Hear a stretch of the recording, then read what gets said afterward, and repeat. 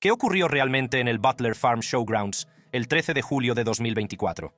Eran poco más de las 18:05 cuando Donald Trump subió al escenario, dirigiéndose a una multitud de fervientes partidarios sobre la inmigración ilegal. Pero mientras el expresidente hablaba, una escena escalofriante se desarrollaba en las inmediaciones. Desde un tejado a unos 120 metros de distancia, un hombre armado con un rifle apuntaba. Exactamente a las 6:11:33, efectuó un disparo. Trump lo esquivó por los pelos, pero el hombre no había terminado. Sonaron algunos disparos más antes de que los francotiradores del servicio secreto lo abatieran rápidamente. Los investigadores insisten en que no hay conexión con nada más grande. Tenemos imágenes de vídeo, innumerables artículos de fuentes acreditadas, fotos y relatos de testigos presenciales. Sin embargo, a pesar de las pruebas, millones de estadounidenses no están satisfechos con la historia oficial. Ellos, y usted, tienen todo el derecho a preguntarse si todo es lo que parece, ya que las nuevas imágenes parecen revelar lo que todos temíamos. Conexiones poderosas. Las especulaciones en Internet se han disparado, y algunos afirman que grupos poderosos o el gobierno orquestaron todo el suceso en beneficio propio. Otros creen que formaba parte de la estrategia de campaña de Trump para conseguir votos de simpatía, observando cómo parecía ileso, e incluso hizo una pose icónica con las manos en alto después. La respuesta del servicio secreto ese día también suscitó dudas. Están entrenados para suponer que hay varios tiradores en tales situaciones, así que, ¿por qué permitieron que Trump permaneciera en el escenario ni un momento más? Sea cual sea la verdad, la confianza pública en el gobierno sigue erosionándose. La historia está plagada de casos de operaciones encubiertas orquestadas por grupos o gobiernos poderosos. Tomemos como ejemplo la Operación Ajax. La CIA y el MI6 británico pretendían derrocar al primer ministro de Irán, Mohammad Mossadegh, elegido democráticamente, y reinstalar al Shah, Mohammad Reza Pahlavi. El golpe tuvo éxito, lo que provocó una importante agitación política y social en Irán y un sentimiento antioccidental a largo plazo. Hoy, parece haber pruebas que apuntan hacia dos grandes actores judíos, BlackRock y uno de sus socios, los Rothschild. En primer lugar, hablemos de Rothschild & Co. Esta entidad mundial, con sede en París y Londres, es el buque insignia del grupo bancario Rothschild, una prestigiosa institución controlada por las ramas británica y francesa de la célebre familia Rothschild. La historia de los Rothschild comienza a principios del siglo XIX, cuando Mayer Amschel Rothschild llevó a la familia a la prominencia. Para comprender plenamente su ascenso, debemos remontarnos a los orígenes de la familia. Mayer Amschel Rothschild nació en 1744 en el gueto judío de Frankfurt, entonces parte del Sacro Imperio Romano Germánico. Su padre, Amschel Moses Rothschild, era cambista y comerciante de telas de seda. El propio apellido Rothschild procedía de la casa donde vivía un antepasado suyo, Isaac Eliezer, en Frankfurt.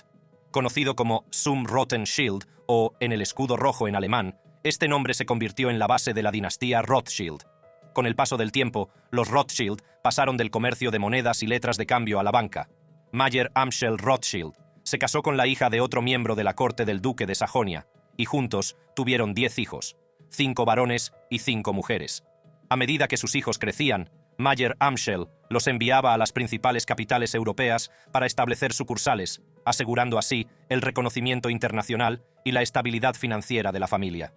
Su hijo mayor, Amschel Mayer Rothschild, dirigió la sucursal alemana de Frankfurt. A su muerte sin herederos, el liderazgo pasó a su sobrino, Salomon Rothschild, que fundó la sucursal austriaca en Viena. Nathan Rothschild, otro hijo, creó la sucursal inglesa, mientras que Karl Rothschild estableció la italiana. El hijo menor, James Rothschild, se trasladó a París para fundar la rama francesa. La práctica de los matrimonios mixtos se convirtió en una característica definitoria de la familia Rothschild en el siglo XIX, cuando los nietos de Mayer Amschel Rothschild se casaron con sus primos hermanos de diversas ramas. Un ejemplo destacado de esta práctica fue el matrimonio entre Amschel Rothschild y Charlotte Rothschild, que eran primos hermanos. Su unión unió a dos importantes ramas de la familia, produciendo 3 hijos, Caroline, Matilda y Albert. Del mismo modo, Nathan Rothschild se casó con su prima hermana Charlotte, de la rama italiana, hija de Karl Rothschild, con quien tuvo 3 hijos, Leonora, Elina y Nathan. Estos matrimonios crearon una compleja red de conexiones familiares que unió a las distintas ramas de la dinastía Rothschild. A través de estos matrimonios estratégicos, los Rothschild preservaron y consolidaron su riqueza e influencia, asegurando su lugar como dinastía financiera líder del siglo XIX. Louise, hija de Nathan Rothschild, se casó con su primo hermano Mayer Karl, hijo de Karl Rothschild, y tuvieron 3 hijos: Adele, Emma y Laura. Emma se casó más tarde con su primo segundo Nathan, de la rama inglesa, rompiendo así la tradición de los matrimonios entre primos. En la línea de Karl Rothschild, otros 2 de sus hijos, Alil y Wilhelm, se casaron con sus primas hermanas Caroline y Matilda, de la rama austriaca, entrelazando aún más las ramas familiares. La última pieza del rompecabezas es James Rothschild, que se casó con su sobrina Betty, hija de su hermano mayor Salomon. De su matrimonio nacieron 4 hijos: Charlotte, Mayer, Salomon y Edmund. Volviendo al linaje de Nathan, su hijo Nathaniel se casó con Charlotte, mientras que James y Laura, sus primos hermanos, se casaron entre sí. Cabe destacar que sus hijos decidieron no continuar la tradición de los matrimonios entre primos, rompiendo así el ciclo. Uno de los aspectos más intrigantes de los matrimonios mixtos de los Rothschild es la conexión entre distintas ramas. Betty, de la rama austriaca, se casó con su tío de la rama francesa, y el resultado fue una hija que contrajo matrimonio en la rama inglesa. Este patrón de matrimonios dentro de una misma rama y entre distintas ramas pone de manifiesto el deseo de la familia de influir en todos los ámbitos de la dinastía Rothschild. A pesar del complejo entramado de relaciones y matrimonios, es crucial reconocer que este tipo de uniones no eran infrecuentes entre las familias nobles y adineradas de la época, que recurrían a los matrimonios mixtos para preservar su riqueza y poder. La extensa red de matrimonios entre primos de los Rothschild es un ejemplo notable. Estas uniones eran maniobras estratégicas para salvaguardar su fortuna, manteniendo sus recursos financieros estrechamente controlados y protegidos de amenazas externas. Este enfoque insular contribuyó a mantener su prominencia en las finanzas y la política. A medida que se acercaba el siglo XX, se produjo un cambio significativo. Influenciados por el cambio de las normas sociales y la evolución de las opiniones sobre el matrimonio, los descendientes de los Rothschild empezaron a casarse fuera de su propio linaje. Buscaban parejas de orígenes y círculos sociales diversos, rompiendo con las prácticas insulares de sus predecesores. Este alejamiento de la tradición reflejaba una tendencia social más amplia hacia una mayor apertura y diversidad en las relaciones. La generación más joven de los Rothschild pretendía ampliar sus horizontes y adaptarse al mundo moderno, lo que suponía un alejamiento de costumbres centenarias y podía alterar la concentración de riqueza e influencia que se había preservado cuidadosamente a través de generaciones de matrimonios mixtos estratégicos. Estos pequeños detalles demuestran hasta dónde podía llegar esta familia para preservar su riqueza. Luego está BlackRock. Hace un par de años, habría dicho que es muy probable que no hubiera oído hablar de ellos. Fundada en 1988, esta firma financiera estadounidense ha ascendido rápidamente hasta convertirse en la empresa dueña del mundo, gestionando activos por valor de más de $6 billones. Estos activos pertenecen principalmente a sus clientes, incluidos los fondos de pensiones de gente corriente como profesores, policías y enfermeras. Pero eso es solo el principio. BlackRock también ha desarrollado Aladdin, una plataforma de software que realiza análisis de riesgos para sus clientes.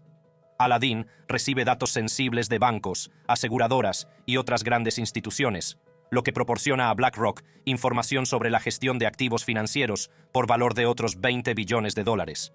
BlackRock posee acciones y derechos de voto en muchas de las mayores empresas europeas de sectores como la energía, el petróleo y el gas, el transporte, la alimentación y, por supuesto, las finanzas. La empresa también posee deuda pública en forma de bonos y tiene importantes intereses inmobiliarios. Pero hay más. BlackRock lleva muchos sombreros. Además de inversor, también actúa como auditor y asesor. Los gobiernos y los bancos centrales invitan con frecuencia a la filial de BlackRock, BlackRock Solutions, a auditarles y ofrecerles asesoramiento sobre gestión y rescate de bancos. Al mismo tiempo, BlackRock suele ser uno de los principales accionistas de esos mismos bancos. En otras palabras, la empresa suele sentarse a ambos lados de la mesa. BlackRock Solutions obtiene acceso privilegiado a información muy sensible, información que podría ser increíblemente valiosa para la propia BlackRock. ¿Constituye esto un conflicto de intereses? No, dice BlackRock, que afirma haber establecido murallas chinas entre sus distintas filiales.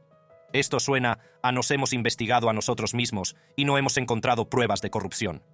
En cualquier caso, en enero de 2018, el fundador y presidente de BlackRock, Larry Fink, envió una carta a todos los consejeros delegados de las empresas en las que BlackRock invierte, instándoles a hacer algo más que ofrecer un rendimiento financiero y a hacer una contribución positiva a la sociedad.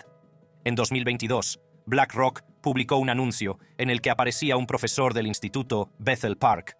Varios estudiantes hicieron breves apariciones en segundo plano, entre ellos nada menos que el tirador de Trump, Thomas Crooks. El vídeo se hizo viral en X y otras plataformas de medios sociales al día siguiente del tiroteo. ¿Cuál era el motivo del anuncio? El anuncio formaba parte de la campaña de BlackRock para mostrar su compromiso con la educación y la comunidad. En él aparecían varios estudiantes del instituto Bethel Park. Entre ellos estaba Thomas Crooks, que apareció durante un momento fugaz. ¿Por qué es tan importante este vídeo? BlackRock es una de las principales empresas de gestión de activos a escala mundial. Ofrece servicios de inversión, asesoramiento y gestión de riesgos. Entre las tres grandes gestoras de fondos indexados, BlackRock se sitúa junto a State Street y The Vanguard Group. En 2018, la participación de BlackRock en la fabricación de armas se hizo ampliamente conocida. Esto ocurrió durante un periodo de mayor conciencia sobre el control de armas en los El tiroteo en la escuela de Parkland, en febrero de ese año, intensificó el debate sobre las leyes de armas y la responsabilidad corporativa. Los informes revelaron las importantes participaciones de BlackRock en fabricantes de armas. Storm, Ruger & Company es una de las principales empresas en la cartera de BlackRock. En 2018, BlackRock poseía alrededor del 11% de Storm, Ruger & Company. Esto convirtió a BlackRock en el mayor accionista, lo que le da una influencia sustancial sobre la empresa. Smith & Wesson Brands, Inc. también fue una parte clave de las inversiones en armas de BlackRock. Conocida por sus revólveres, Smith & Wesson tiene una larga historia. BlackRock poseía alrededor del 8% de American Outdoor Brands Corporation, la empresa matriz de Smith & Wesson. Esto situó a BlackRock como uno de los principales accionistas del sector de las armas de fuego. Vista Outdoor Inc. es otro nombre significativo en la cartera de BlackRock. Vista Outdoor es propietaria de varias marcas de armas de fuego muy conocidas, entre ellas Savage Arms. La participación de BlackRock en Vista Outdoor demostró su profunda implicación en el mercado de las armas de fuego. Aquí es donde se pone intrigante. Las armas de fuego de estas empresas son populares entre quienes prefieren operar con discreción. Son conocidas por su precisión y fiabilidad.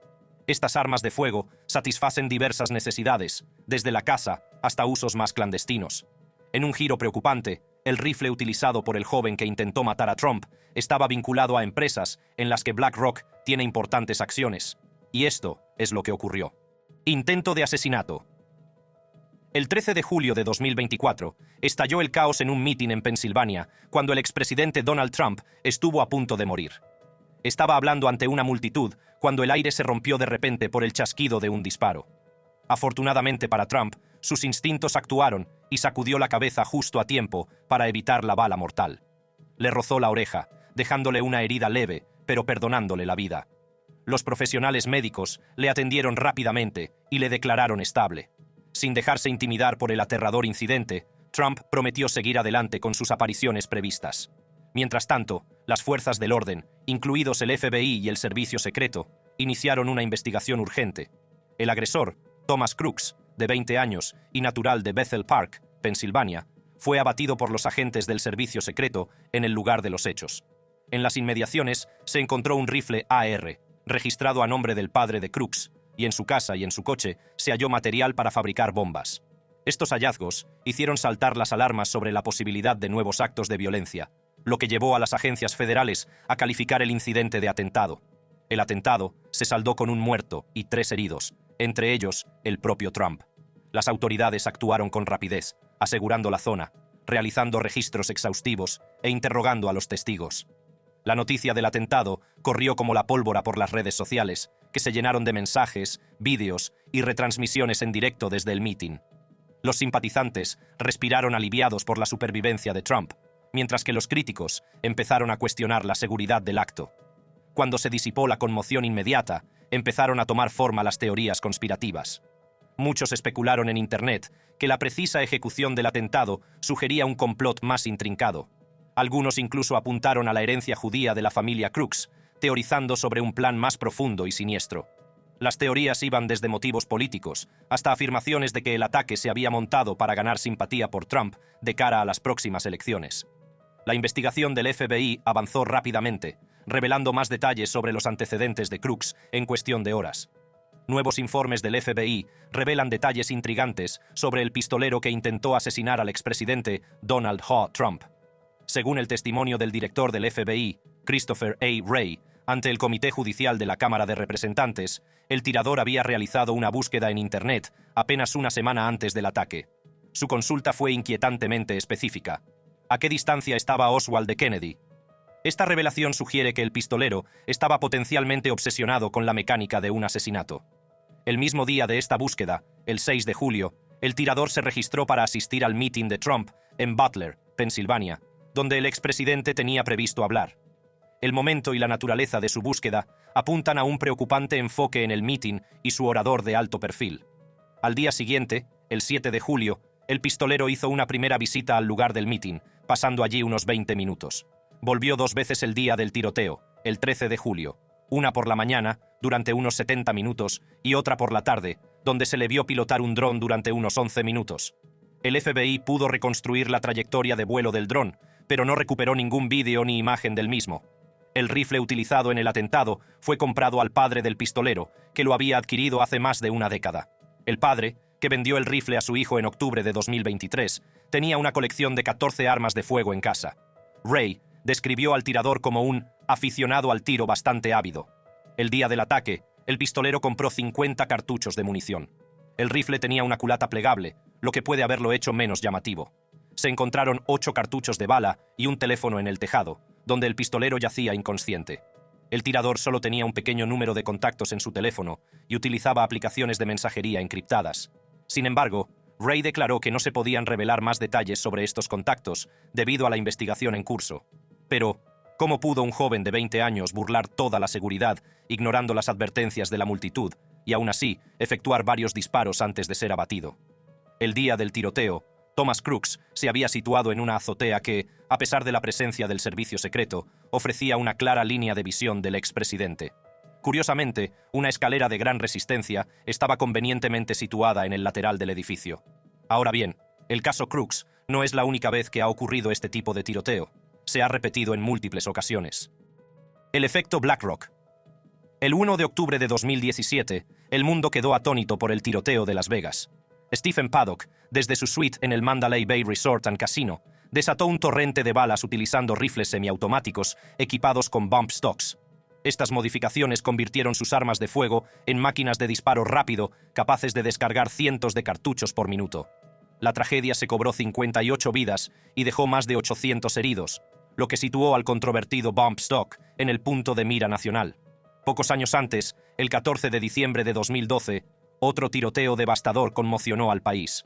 En la escuela primaria Sandy Hook, Adam Lanza lanzó un ataque despiadado que se saldó con la muerte de 26 personas, entre ellas 20 niños pequeños de 6 y 7 años y 6 miembros adultos del personal. Esta masacre de Newtown, Connecticut, se mantiene como uno de los tiroteos escolares más mortíferos de la historia de Estados Unidos. Adam Lanza, que entonces tenía 20 años, comenzó su alboroto en casa, disparando a su madre, Nancy Lanza, con un rifle Savage Mark II del calibre 22. A continuación, se dirigió a Sandy Hudson para disparar a su madre, Nancy Lanza. Armado con un Bushmaster XM15E2S, un rifle semiautomático del tipo AR-15, y portando 2 pistolas, una Glock 20 SF y una Sig Sauer P226, Lanza también tenía una Saiga 12, una escopeta semiautomática del calibre 12, que dejó en su coche. Lanza accedió a la escuela disparando a través de un panel de cristal situado junto a las puertas principales cerradas. Dentro, se dirigió a las aulas de las profesoras Victoria Lee y Lauren Rousseau. Allí disparó varias veces con su rifle Bushmaster, matando a 15 niños y 4 adultos en pocos minutos. A continuación se dirigió al aula de la profesora de primer curso, Caitlin Roy, pero esta había conseguido esconder a sus alumnos en un cuarto de baño y atrincherar la puerta, salvándoles la vida. Lanza siguió disparando con cargadores de 30 cartuchos de gran capacidad y disparó 154 cartuchos en menos de 5 minutos. El uso rápido y extensivo de su rifle Bushmaster le permitió infligir un daño tremendo en un lapso de tiempo muy corto. Cuando llegaron los primeros intervinientes, Lanza se retiró a otra aula. Al darse cuenta de que la policía se acercaba, se quitó la vida con un único disparo de una de sus pistolas, la Glock 20 SF. Estos trágicos sucesos ponen de relieve el mortífero legado de armas de fuego vinculado a BlackRock, subrayando el profundo impacto de estas armas en tiempos de crisis. BlackRock, gestionada por Larry Fink, ejerce un poder asombroso sobre las vidas de innumerables ciudadanos estadounidenses. Los rumores se arremolinan en 4chan, sugiriendo que el presidente Biden está pagando a Larry Fink para apoyar a Ucrania, con BlackRock supuestamente beneficiándose masivamente de la ayuda financiera de Estados Unidos y a punto de beneficiarse aún más de los esfuerzos de reconstrucción de posguerra. Fue el fracaso del servicio secreto para evitar el tiroteo parte de un plan más amplio para mantener el foco en el intento de asesinato de Trump en lugar de en cualquier posible escándalo relacionado con Ucrania? ¿O fue para evitar que Trump llegara al poder e interrumpiera este rentable acuerdo para Larry Fink, sus clientes y socios? Bueno, no podemos decirlo con seguridad. Pero ¿quién fue el tirador de todos modos? Y si podría haber algún juego de poder en esto, ¿por qué elegir a Thomas Crooks? Varias personas que lo conocían dijeron que no era muy buen tirador, así que, ¿por qué este chico al azar? Si había un complot más profundo en juego, plantea dudas sobre su selección. Thomas Crooks no tenía las habilidades de un asesino entrenado, lo que hace su participación aún más desconcertante. Conoce a Thomas Crooks. Thomas Crooks, un joven de 20 años residente en Bethel Park, Pensilvania, un suburbio de clase media alta a una hora del lugar del meeting de Trump, trabajaba como ayudante de dietética en el Centro de Enfermería Especializada y Rehabilitación de Bethel Park. Según el New York Times, no tenía antecedentes penales, pero entonces todo cambió.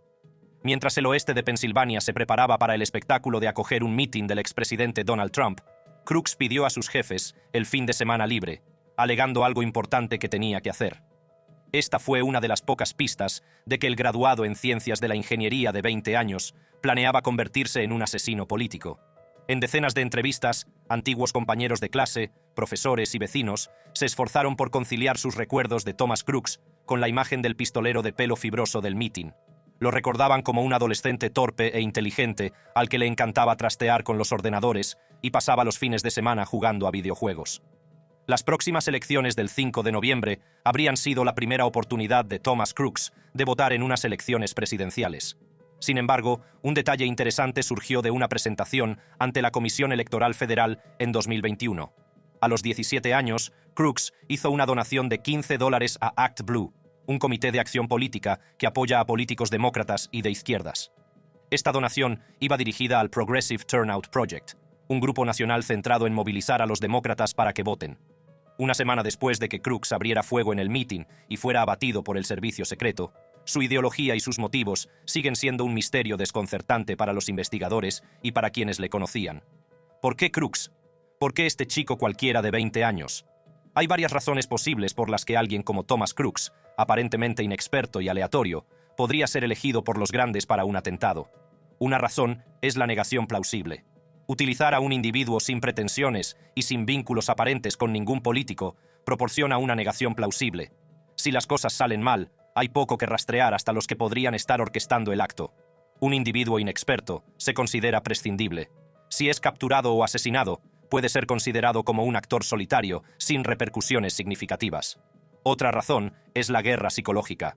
Incluso un intento de asesinato fallido puede sembrar el miedo y la incertidumbre, desestabilizando la confianza pública y creando una sensación de vulnerabilidad. Pero, ¿y si hubiera tenido éxito? ¿Qué le habría ocurrido a Estados Unidos?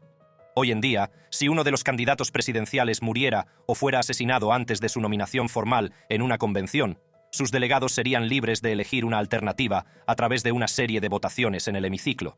Si ocurriera una tragedia después de la convención, los dirigentes del partido elegirían probablemente al candidato, sin ninguna garantía de que el candidato a la vicepresidencia interviniera.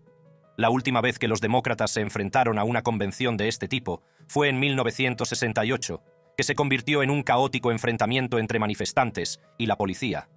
El recuerdo de aquel año tumultuoso es la razón por la que la actual élite demócrata duda en prescindir de Biden, por temor a volver a una era de política caótica, gobierno de la mafia y tiradores solitarios. Fuera de la minería del carbón, la presidencia ha demostrado ser el trabajo más peligroso de la historia de Estados Unidos.